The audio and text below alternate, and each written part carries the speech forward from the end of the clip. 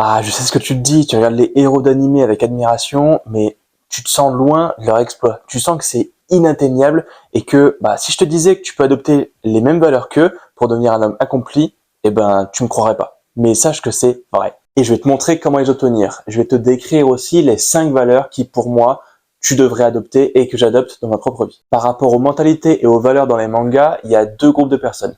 Le premier, c'est les gens qui disent que c'est un manga, c'est pour les enfants, on va pas adopter une mentalité d'un personnage, ça sert à rien. Et le deuxième groupe de personnes qui voient peut-être un peu plus loin, qui se disent, écoute, peut-être qu'il y a des choses qui ressemblent dans les mangas et qui sont aussi transposables dans la vie. Par exemple, tu vois, si Goku combat un adversaire plus fort que lui, ça peut être comparé à un examen, tu vois, si tu es étudiant, dans la vraie vie. C'est-à-dire que l'examen est peut-être plus fort que toi, mais toi, tu vas essayer de le battre. Tu peux comparer ça de cette manière-là. Franchement, des mentalités dans les mangas, t'en as plein. T'as le nihilisme, l'égoïsme, il y en a vraiment, vraiment beaucoup. Mais ce qui va faire la différence, c'est comment tu vas les mettre en place dans ta vie et si oui ou non tu vas choisir telle ou telle mentalité. Et à chaque fois dans les shonen ou dans les seinen, t'as toujours Goku au début de l'animé, je prends Goku comme exemple parce que c'est le plus connu, mais qui est fort, mais voilà, il y a toujours quelqu'un au-dessus de lui. Hop, il bat l'ennemi au-dessus de lui, il devient plus fort. Il y a celle qui arrive,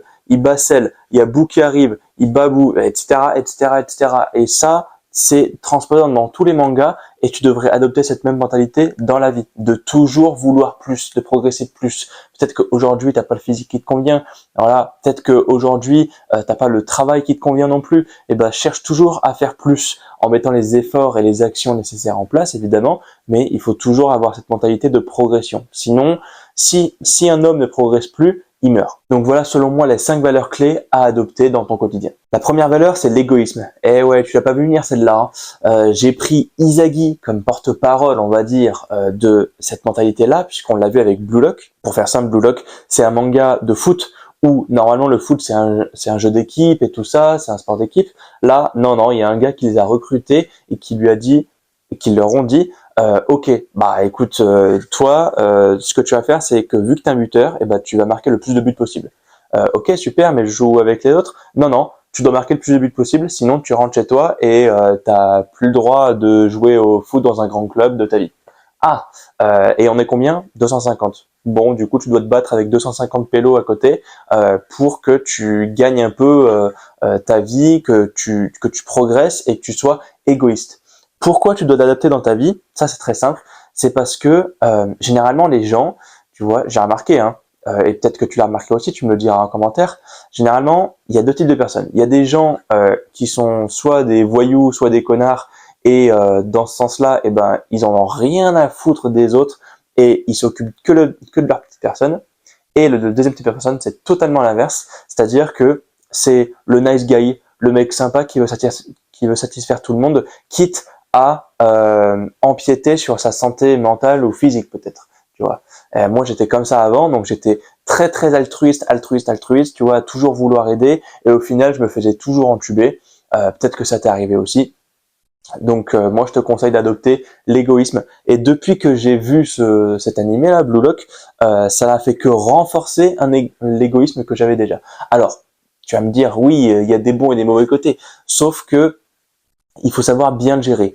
Moi, je veux que tu sois égoïste dans le sens où tu te concentres sur toi, sur tes objectifs, sur compter tes calories, progresser physiquement, mentalement, socialement, et pas sur devenir le voyou ou le connard du coin parce que on t'a fait subir ce que avant on te faisait subir. Et pour devenir égoïste, c'est simple, ça va surtout se jouer beaucoup sur la mentalité, c'est-à-dire déjà je te conseille de regarder Blue Lock, et ensuite ce que tu peux mettre comme action en place, c'est simple, c'est si jamais on te pose une question ou que tu as un choix à faire vis-à-vis de peut-être tes parents, tes amis ou quoi, si jamais ce choix, tu as le choix entre oui ou non. Si tu réponds oui à une sortie entre amis et que toi, au fond de toi, tu n'as vraiment pas envie d'y aller et tu as envie de faire autre chose, peut-être travailler le soir, chiller sur un jeu vidéo, peut-être regarder un animé, je sais pas, mais t'as pas envie. Et au lieu de dire ouais écoute, je vais y aller et tout, et au final tu vas pas t'amuser, tu sais, je prends ça comme exemple, mais il y en a plein d'autres. eh ben, je préfère que tu dises non plutôt que tu dises oui. Parce que le non, eh ben, en fait, tu es sûr à 100% que tu vas te sentir bien. Après, c'est bien de sortir de sa zone de confort de temps en temps. Mais si c'est la majorité du temps, tu dis oui à tout pour faire plaisir et tout le tralala, franchement, je doute que tu sois dans une bonne santé mentale. Tu me dis ce que tu en penses en commentaire encore une fois. Et selon moi, ce que je dis à chaque fois à mes abonnés, c'est que il vaut mieux être égoïsme d'abord pour pouvoir être altruiste après. Je te donne un exemple. Moi, je veux être riche plus tard. Enfin bref, c'est pas le sujet, mais je veux avoir beaucoup d'argent. Est-ce que tu penses réellement qu'avec ma situation actuelle, où je gagne le SMIC, on va dire par là, est-ce que tu penses que je peux aider le monde entier ou quoi? Non, tandis que quand j'aurais construit ma salle au Japon, ma salle en France et tout ça, et que j'aurais vraiment un gros truc, tu vois, type, je sais pas moi, type Fitness Park ou Basic Fit, tu vois, vraiment un gros truc et que je ferais beaucoup d'argent, et ben là, je pourrais devenir altruiste. Déjà, je le serais beaucoup à cause des impôts, mais voilà, je le serais encore plus. La valeur numéro 2, c'est la discipline. Et pour illustrer cette discipline, j'ai choisi évidemment Saitama. Alors, on va voir différentes mentalités, mais tu as la mentalité Kaizen qui s'y rapproche un petit peu plus. La mentalité Kaizen, c'est de progresser de 1% chaque jour, donc c'est une mentalité de progression. Là, moi, je te parle plutôt de discipline. Donc, de discipline, il y a cette notion de quotidien, de chaque jour. Alors, quand je dis chaque jour, pense à des qualités ou des compétences que tu as améliorées chaque jour. Par exemple, faire du sport tous les jours, c'est pas une bonne idée, selon moi, à part si tu as un programme bien défini et tout ça, mais pour la majorité des gens, déjà tu n'auras pas le temps, tu n'auras pas l'énergie, et puis ça demandera une force mentale extrême de tenir tous les jours. Mais juste pour te dire que tu dois rester concentré sur tes objectifs et que, par exemple, tu vas te nourrir, atteindre tes calories, ça, par contre, tu dois le faire tous les jours. Peut-être développer ton mental, développer ton intellect. Tu vois, moi, je suis en train de lire un livre qui développe mon intellect. Ça, tu dois le faire tous les jours. En faire trop, ça va pas te porter préjudice. Parce que faire trop de sport, dans ce sens, ça peut te porter préjudice. Enfin, ça peut porter atteinte à ton intégrité physique. Donc Saitama, c'est simple. Lui, il faisait 100 pompes, 100 abdos, 100 squats, 10 km de course. Et j'ai testé pendant 15 jours. Bon, c'est beaucoup pour quelqu'un qui a pas forcément couru, pour quelqu'un qui n'a pas forcément fait de renforcement musculaire dans sa vie, c'est vraiment beaucoup. Donc ce que tu peux faire à la place, c'est peut-être un peu d'exercice, mais tu vois, tu fais de la mobilité, tu fais des étirements, ça, tu vois, ça te prend peut-être 10-15 minutes par jour, et en fait, tu auras un effet cumulé à la fin qui va devenir énorme. Le deuxième, c'est, tu peux faire de la méditation, tu peux faire de la lecture, en fait, tout ce que tu peux faire quotidiennement, et que si tu le faisais toute la journée, et ben ça te porterait pas préjudice, tu peux le faire. Valeur numéro 3, le courage. Et pour le courage, j'ai choisi d'illustrer cette valeur-là par Luffy. Pourquoi Luffy? En fait, surtout vis-à-vis de ses amis. C'est-à-dire que quand un de ses amis est en danger, eh ben, il va venir le secourir. Voilà, il va être très vénère, tu vois. Alors que normalement, c'est un gars un peu chill. Et toi, comment tu peux développer ce courage-là? Parce que peut-être que, voilà, moi, je suis peut-être à 80% de courage sur 100. Toi, t'es peut-être à 60. Toi, t'es peut-être à 90. Je sais pas, tu vois. Moi, ce que je te conseille de faire, c'est de sortir petit à petit ta zone de confort. Par exemple, niveau social, si jamais tu as du mal à aborder une fille dans la rue, peut-être que c'est pas le fait d'aborder une fille qui te pose problème, mais c'est le fait d'aborder quelqu'un. Si c'était un mec, tu aurais peut-être eu moins peur, et donc du coup, faut y aller étape par étape. C'est comme en sport, c'est comme en nutrition, faut y aller étape par étape. Donc moi, ce que je te conseille, c'est si jamais au niveau social ça bloque pour toi, eh ben tu peux commencer par juste dire bonjour dans la rue. Ensuite, tu peux dire bonjour, comment ça va. Enfin bref, il y a toute une progression à avoir, et c'est ce que je fais dans mes accompagnements pour que tu puisses progresser un maximum et que tu puisses développer ce courage-là, et qu'au final, tu vois, peut-être au bout de 2-3 mois, tu puisses aborder la première fois une fille dans la rue. Là, je te donne un exemple niveau social, mais tu peux faire aussi des défis, tu vois. Par exemple, là, je me suis donné un défi sur Instagram, c'est de poster tous les jours jusqu'à ouvrir ma salle de sport au Japon. Toi, t'as peut-être pas des rêves aussi grands ou un objectif aussi gros que ça, mais peut-être que pour le moment, pour toi, tu peux peut-être te dire, ok, ce que je vais faire, c'est que je vais lire 5 minutes, parce que j'ai vraiment pas l'habitude de lire, je vais lire 5 minutes. Demain, je lirai 10 minutes. Après-demain, 15 minutes, etc. Et au fur et à mesure, tu vas t'adapter et tu vas t'habituer à une nouvelle norme. La norme avant, c'était je lis pas. là, ta nouvelle norme, ça va peut-être être, je lis 30 minutes par jour, c'est ce que je fais actuellement. Tu vois. Si je reprends mon exemple de parler à une fille, le courage, c'est pas l'absence de peur, parce que même les gars qui abordent tous les jours dans la rue et tout ça, bah eux aussi ils ont peur, mais la différence c'est l'action malgré la peur. C'est-à-dire que oui, j'ai peur d'aborder cette femme, mais je vais y aller quand même parce que voilà, peut-être que à la fin, il y a une petite chance que ça devienne la femme de ma vie. Il y a peut-être une chance aussi que je me fasse recaler, mais bon, pas grave, tu peux appliquer la mentalité du je m'en foutisme, tu vois, le chill guy avec les mains dans les poches. Moi, moi, ça fait partie de mon identité. Hein. Le je m'en foutisme, je peux te dire que je reçois des commentaires négatifs sur Instagram ou autre, j'en ai rien à faire. Et finalement, en y repensant, c'est ce je m'en foutisme qui a débloqué tout un panel de mentalités. La valeur 4, c'est l'altruisme. Alors, j'ai pris Tanjiro pour l'altruisme, mais tu as remarqué que par rapport à la valeur 1, l'égoïsme, c'est un peu antinomique, c'est-à-dire que l'égoïsme est totalement l'inverse de l'altruisme. Et oui, tu peux être altruiste à ton échelle, c'est-à-dire qu'il n'y a pas que la question financière, évidemment.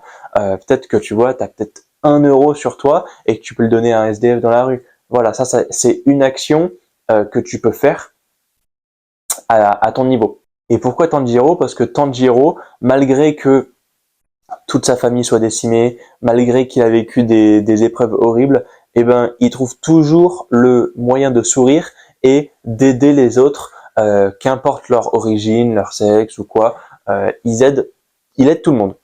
Et ça va même plus loin que ça parce que l'univers est extrêmement bien fait dans le sens où si tu vas aider des personnes de ton plein gré sans attendre de retour, eh ben le retour tu l'auras tôt ou tard. Peut-être que le retour ça se fera vis-à-vis de ta mentalité. Peut-être que le retour se fera vis-à-vis d'un événement que tu vas subir dans 2-3 mois, tu vois, et tu vas dire bah heureusement que j'ai aidé cette personne parce qu'elle m'a ramené quelqu'un qui m'est cher. Peut-être que heureusement que j'ai aidé cette personne parce que l'univers m'a envoyé un signal comme quoi bah il s'est passé un événement de fou, j'ai peut-être un entretien d'embauche dans un travail qui me plaît, j'ai peut-être l'opportunité d'aller dans une salle, enfin je sais pas, il y a plein d'événements qui peuvent faire que heureusement que tu as aidé cette personne, heureusement que tu as été altruiste pour justement vivre ces choses-là.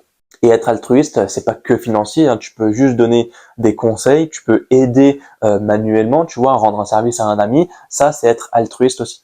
Et ça pourra surtout t'aider niveau social puisque l'altruiste te rend plus humain et dans notre ère, on recherche de plus en plus d'authenticité, plus en plus d'originalité. Donc ça te rend plus humain et ça renforce tes connexions avec les autres. La valeur numéro 5, c'est le stoïcisme. Alors là, comment parler de stoïcisme sans parler de Thorfinn? Tu m'excuseras, je n'ai pas vu la saison 2 et pourtant c'est là où on voit le véritable stoïcisme, mais t'as sûrement dû voir passer beaucoup d'édits sur Thorfinn, sur sa mentalité, comme quoi il est devenu un nice guy alors qu'avant c'était plutôt un gars qui avait de la colère dans ses yeux. Et la mentalité stoïcienne, c'est quoi? C'est le fait que tu dois changer ce que tu peux contrôler et tu t'en fous en fait de ce que tu peux pas contrôler. Typiquement, tu vois le temps. Ok, il pleut dehors, j'en sais rien. Bah ça, tu peux pas le changer. Par contre, ce que tu peux changer, c'est mettre un kawaii, mettre un pull pour aller courir dehors, si c'était l'objectif de base. Ça peut être aussi rejeter la faute sur les autres. Tu as deux types de rejet. Tu peux rejeter la faute sur un aspect extérieur, donc quelque chose qui n'est pas dans ton contrôle et dont ce n'est pas de ta faute. Par exemple, si tu as un match de tennis et que il y a du vent et voilà, la balle a dérivé et du coup tu as perdu le point, ok, bah c'est pas de ton fait. Du coup, pourquoi tu t'énerverais pour ce genre de choses? En revanche, si bah tu es peut-être blessé, voilà, ça c'est de ton fait. Donc ça veut dire que avant de faire ce match, tu aurais dû faire un processus de réalisation. Voilà, ça c'était en ton contrôle. Après, il y a plein de paramètres qui influencent évidemment, mais voilà, il faut que tu différencies ce que tu ne peux pas contrôler dans ce que tu peux contrôler. Et ton physique, tu vois, ta génétique, tu ne peux pas la contrôler. Tu ne peux pas contrôler ta taille, tu ne peux pas contrôler ton type de cheveux, tu peux pas contrôler ta famille. Par contre, ce que tu peux contrôler, c'est ta masse musculaire, c'est-à-dire que tout le monde, même un handicapé, il peut prendre de la masse musculaire. C'est physiologique, c'est comme ça. Tu peux contrôler tes amis, c'est-à-dire que tu connais le proverbe, on choisit pas sa famille, on peut choisir ses amis. Bah voilà, là tu peux choisir tes amis et au moins tu auras choisi cette chose-là. Maintenant c'est bien sympa, mais comment tu peux incarner ces valeurs au quotidien? Je vais te montrer un plan très simple, très simple. Chaque matin, quand tu vas te lever, tu vas te préparer, tout ça, ok. Tu vas prendre une feuille de papier ou ton téléphone. Une feuille de papier, c'est mieux parce que tu vas être moins sur les écrans. Tu prends une feuille de papier et tu notes valeur, 2 petits points. Tu notes la valeur que tu veux développer aujourd'hui. Ok, peut-être que c'est le stoïcisme, peut-être que c'est autre chose. Tu réfléchis à une action concrète que tu vas mettre en place pour développer cette valeur. Et chaque soir, tu regardes ta petite fiche, tu penses à ce que tu as fait dans la journée et tu vois si tu as développé ou non cette mentalité-là. Après, je t'ai dit à la journée, mais tu peux faire ça à la semaine si c'est une valeur qui prend plus de temps à développer. Le but avec ça, c'est que tu adoptes une mentalité qui regroupe un peu toutes celles que je viens de te parler, c'est la mentalité Kaizen, c'est-à-dire que tu dois progresser petit à petit tous les jours, petit pas par petit pas. Et finalement, si tu regardes des animés ou tu lis des mangas, t'as peut-être pas ces valeurs actuellement, tu les as en toi, mais tu ne les as pas révélées au grand jour. Et ça, c'est uniquement à toi de le décider. Donc, n'hésite pas à me dire en commentaire quelle valeur tu veux développer en premier ou quelle valeur, quelle mentalité t'intéresse le plus. Et si jamais tu veux développer ta discipline, eh ben, je te conseille de regarder une autre vidéo que j'ai faite sur la discipline et comment tu peux l'acquérir en 5 points. Sur ce, mon samouraï, je te dis à la prochaine. Ciao!